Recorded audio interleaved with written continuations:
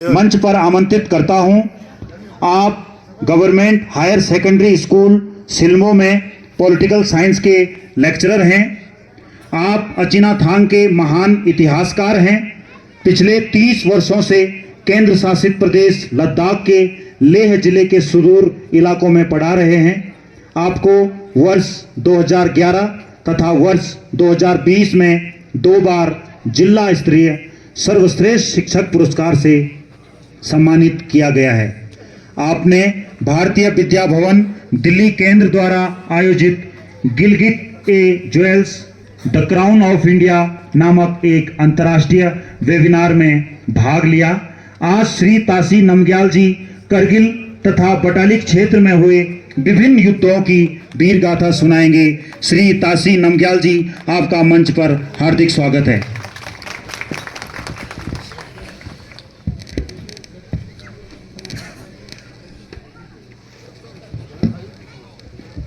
Hello, thank you Govind sir. तो आज का chief guest doctor Mohammad Zafar Akhun, chief executive council Ladakh autonomous hill development council Kargil, brigadier Raghudeep Minhas sir 192 mountain brigade, commanding officer 21 Garhwal AK Malethal sir, honorary captain Stopdan sir Vir Chakra 99 Kargil war, 2IC 21 Garhwal lieutenant colonel Neeraj Ratan sir, बाकी यहाँ पर पधारे हुए officer साहिबान, जवान, सिल्मो गांव के नंबरदार और दर्शक बटालिक शहर से हर गांव से आए हुए। तो सबसे पहले मैं शर्किला के विजय दिवस पर हमारे सेना और यहाँ पर आए हुए सभी लोगों को मैं मुबारकबाद पेश करना चाहता हूँ। तो मेरे साथ आप लोग भी भारत माता की जय का 3 बार नारा लगाएंगे ताकि थोड़ा सा जोश आए और थोड़ा सर्दी से भी हमको थोड़ा गर्मी पैदा हो जाएंगे। भारत माता की, भारत माता की, भारत माता की। Thank you. तो मुझे जो टॉपिक दिया गया various battles of between India and Pakistan, लेकिन मैंने हमारे नवांग सर ने अभी 47 का जो जिक्र उन्होंने विस्तार से किया, उस पर थोड़ा जो रह जाता है उसको कवर करने की कोशिश करूंगा। और मैंने ज़्यादातर जो है 99 के वार पे मेरा जो स्पीच यहाँ पे लाया हूँ, क्योंकि मैंने वो अपने आंखों से देखा है। तो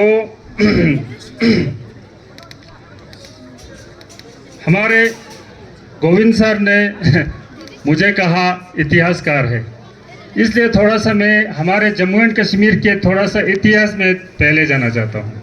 47 का जंग जो है उससे पहले क्या हालत थी, हमारे रियासत का क्या स्टेटस था उस समय।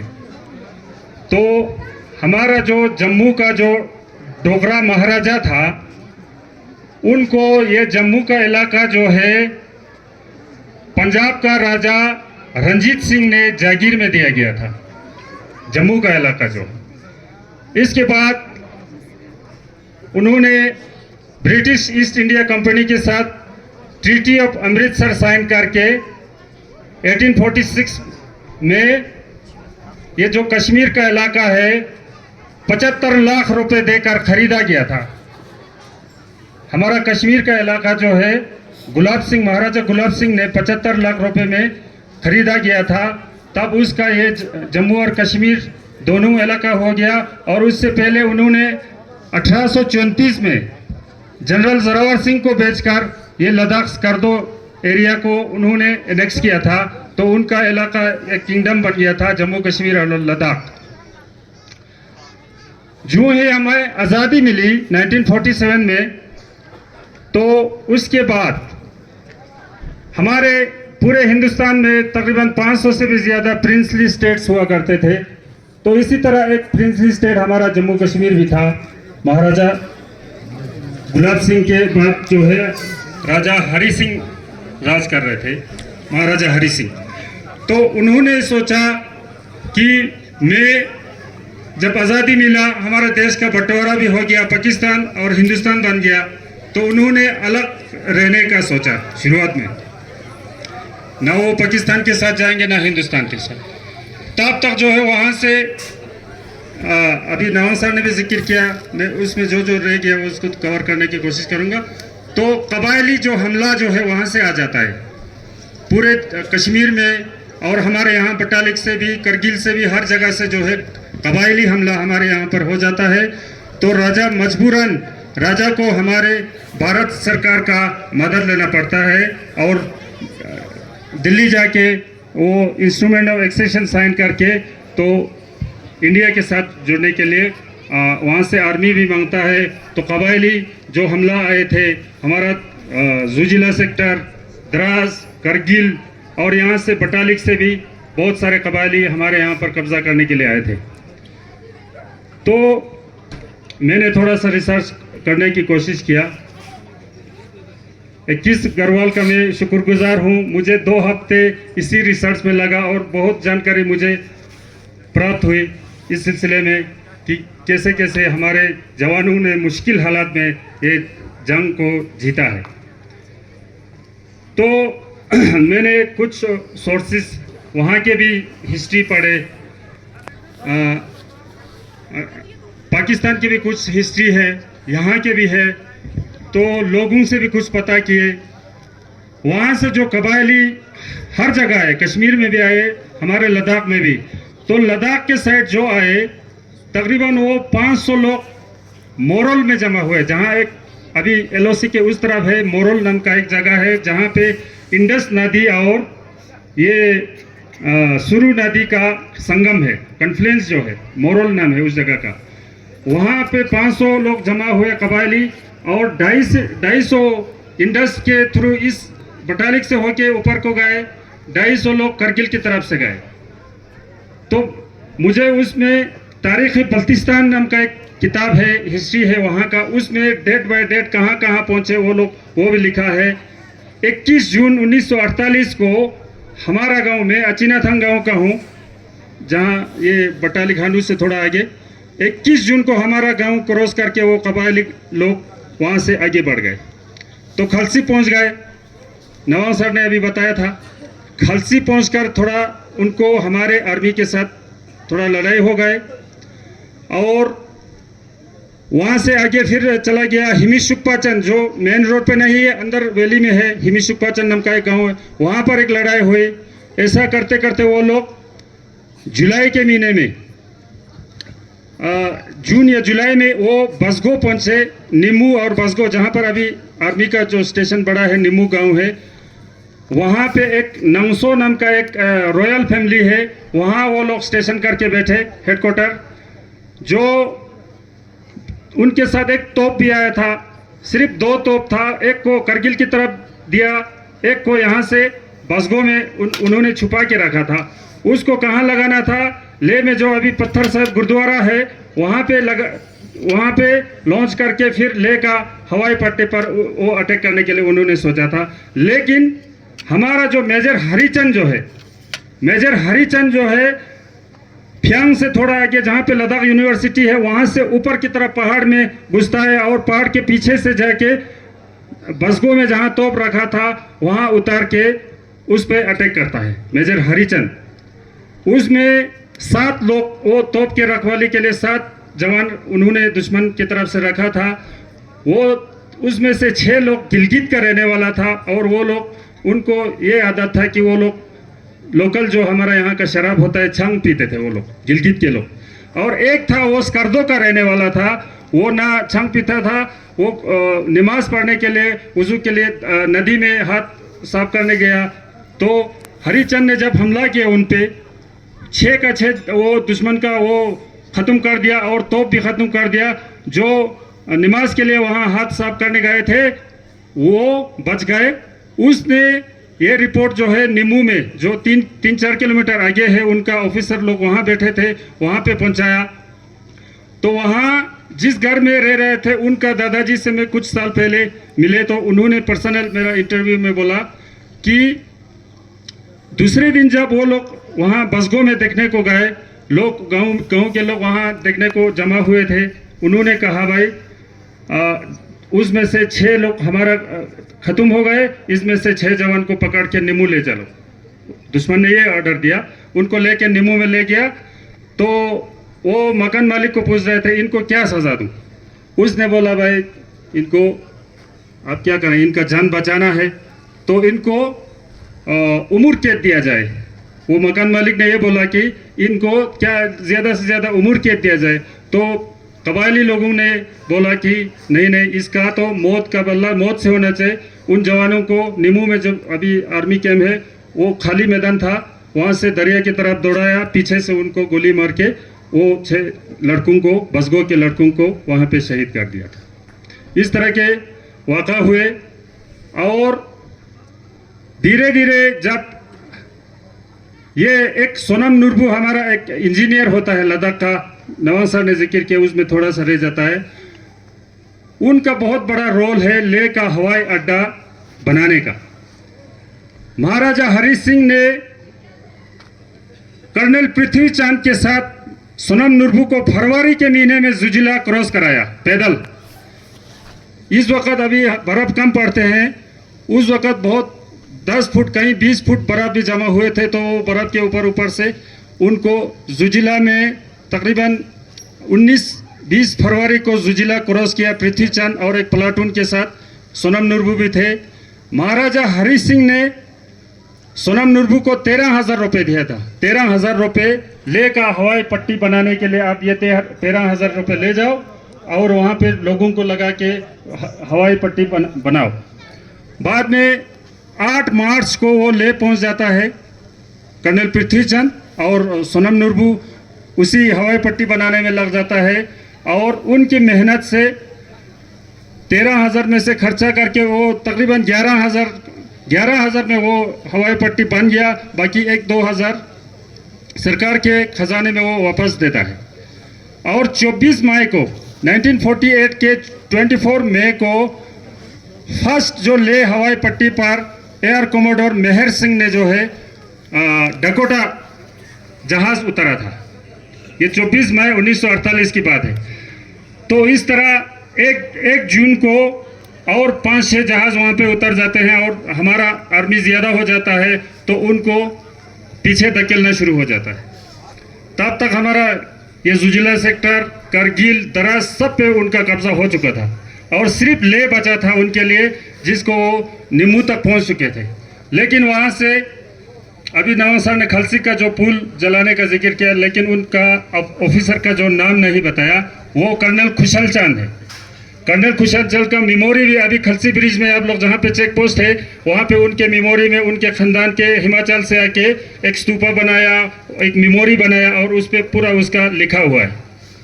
तो उसने क्या किया, एक ही सिपाही लेके कर्नल खुशल चांद ने उसको यहाँ से फायरिंग करवाया और खुद क्रॉल करते हुए ब्रिज को खुद ने उड़ाया, क्योंकि वहाँ से उस तरफ से पाकिस्तान के फौज आ रहे थे। तो उसको रुकाने के लिए तकरीबन 1 हफ्ता जो है वो डिले करने में वो कामयाब हो गया था दुश्मन का फौज आगे आने से। इस तरह करके फिर हमारा ये अक्टूबर-नवंबर में सारा इलाका खाली कर दिया हमारे जांबाज फौजियों ने। इस तरह 1947-48 का वाक़ा हुआ था। तो बाकी नवाज सर ने बता दिया है। तो इसके बाद जो है पाकिस्तान ने 4 बार हमारे ऊपर हमला करने का कोशिश किया था, नाकाम कोशिश। एक है 1947-48, फिर उसके बाद 1965 में फिर एक बार कोशिश किया, 1971 में फिर किया, फिर 99 में फिर किया। तो उसके बीच में 1987 में जो है हमारे तरफ से ऑपरेशन मेघदूत चला के सियाचिन का हमारे कब्जा हो जाता है उस पर। तो ये सारा वाक़ा हो गया था। तो 1965 का जो वार है उसमें कुछ वार हीरोज़ का मैं नाम आप लोगों के सामने रखता हूँ। लेफ्टिनेंट कर्नल अर्देशी बुरजोरजी तारापुर, उनको जो है परमवीर चक्र पोस्टुमसली दिया गया है। वो कमांड कर रहे थे 17 Poona horse in the battle of Phillora. उन्होंने पाकिस्तान के बहुत सारे टैंक्स बर्बाद किए थे, तबाह किए थे। इसके बाद जो है हवलदार अब्दुल हमीद का नाम तो हमने भी जब हम स्कूल में पढ़ते थे तो टेक्स्ट बुक में उर्दू की किताब में आते थे हवलदार अब्दुल हमीद, तो उनको परमवीर चक्र पोस्टुमसली दिया गया। वो 4th ग्रेनेडियर के थे। उन्होंने 7 टैंक दुश्मन के बर्बाद कर दिए। तो मेजर जनरल प्रसाद है उसमें 1965 का एक हीरो, उन्होंने भी जम्मू को बचाया था अखनूर सेक्टर में। इस तरह स्क्वाड्रन लीडर त्रेवर किल्लोर और फ्लाइट लेफ्टिनेंट दिलीप परुलकर ने भी इसमें बहुत योगदान किया है। तो 1965 का हमारे इस साइड में इतना वो नहीं मिल रहा है, ज़्यादातर जो है राजस्थान, गुजरात, जम्मू साइड में ये हुआ है। अब इसके बाद 1971 का जो वार है,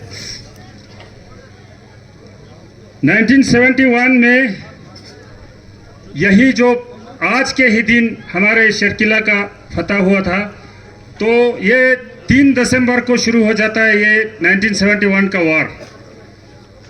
3 दिसंबर से लेके 17 दिसंबर को सीज फायर हो जाता है।